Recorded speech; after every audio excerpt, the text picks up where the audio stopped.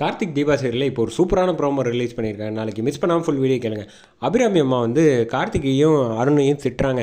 இந்த மாதிரி பொண்ணுங்க விஷயத்தில் வந்து தலையிடுற வேலை வச்சுக்காதீங்க, எதுவாக இருந்தாலும் நாங்கள் பார்த்துக்குறோம், நீங்கள் தேவையில்லாமல் ஆம்பளைங்க வந்து இந்த பிரச்சனையில் தலையிட்டு இன்னும் பூதாகரமாக ஆக்க வேணாம், முதல்ல அமைதியாக இருங்க. தீபா இனிமேல் வந்து கார்த்திக்கிட்ட வந்து தேவையில்லாமல் உன் புருஷன்கிட்ட வந்து எதுக்கு எடுத்தாலும் அழுவாத, எந்த பிரச்சனையாக இருந்தாலும் நீயே ஃபேஸ் பண்ண கற்றுக்க அப்படின்னு சொல்லிட்டு கார்த்திக் வந்து பேசாமல் தீபா ரூமை அழைச்சிக்கு போயிடு அப்படின்னு சொன்னோன்னே தீபா கிட்ட வந்து பேசுகிறாங்க. அடுத்த நாள் காலையில் ஹாலில் வந்து பேச ஆரம்பிக்கிறாங்க கார்த்திக். தீபா இங்கே வந்து பாருங்களேன், உங்களுக்கு டிசைன்லாம் பண்ணியிருக்கேன், நாளைக்கு கச்சேரி இருக்குது இல்லையா, அதனால் வந்து பாடுறதுக்கு போஸ்டர்லாம் ஒட்டி கட் அவுட் வைக்கிறதுக்கு போஸ்டர் பேனர் எல்லாம் ரெடி பண்ணி வச்சுருக்கு, இந்த டிசைன் உங்களுக்கு ஓகேவா அப்படின்னு கேட்டோன்னே முதல்ல அத்தைக்கிட்ட காட்டுங்க அப்படின்னு சொன்னோன்னே கார்த்தி வந்து அபிராமி அம்மாட்ட வந்து காட்டுறாங்க. என்னப்பா டிசைன்லாம் ஓகேவா அப்படின்னு சொன்னோம். ஆமாப்பா சூப்பராக இருக்குது அப்படின்னு சொன்னோன்னே ஐஸ்வர்யா மூஞ்சியில் வந்து ஆடலை.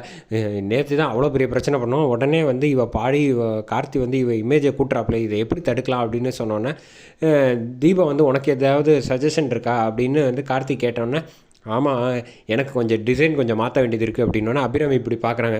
இவளுக்கெல்லாம் வந்து போஸ்டர் அடிக்கிறதே பெரிய விஷயம், இதில் டிசைன் வேறையா மாற்றணுமா இவளுக்கு அப்படின்னு யோசிக்கிறாங்க.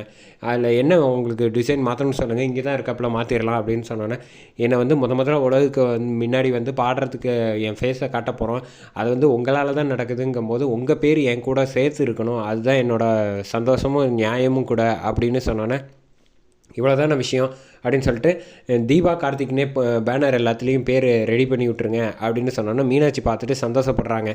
இந்த விஷயத்தை வந்து ஆனந்துக்கு ஃபோன் பண்ணி சொல்லலான்ட்டு பார்க்குறாங்க, ஃபோனே எடுக்கல ஆனந்து.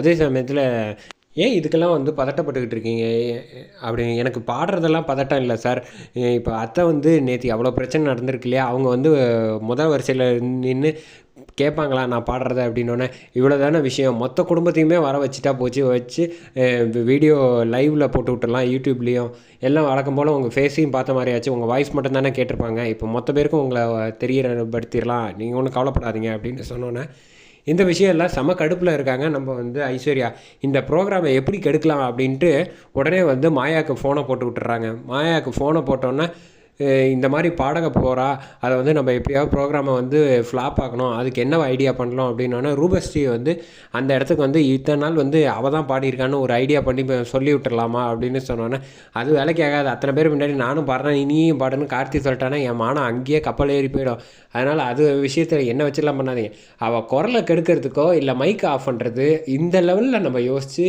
வேறு ஏதாவது அவளை போக முடியாத லெவலுக்கு தடுக்கிறது இந்த மாதிரி ஏதாவது பண்ணோன்னா நம்ம வந்து ஜெயிக்கலாம் அப்படின்னு சொன்னோன்னா மாயாவுக்கு வந்து ஒரு ஸ்ட்ரைக் ஆகுது. சரி நான் ஒரு பிளான் பண்ணியிருக்கேன், அதை வந்து கூடிய விரைவில் உங்களுக்கு ஃபோன் பண்ணி சொல்கிறேன் அப்படிங்கிறாங்க. அதோட இந்த ப்ரோமோ சூப்பராக முடிக்கிறாங்க.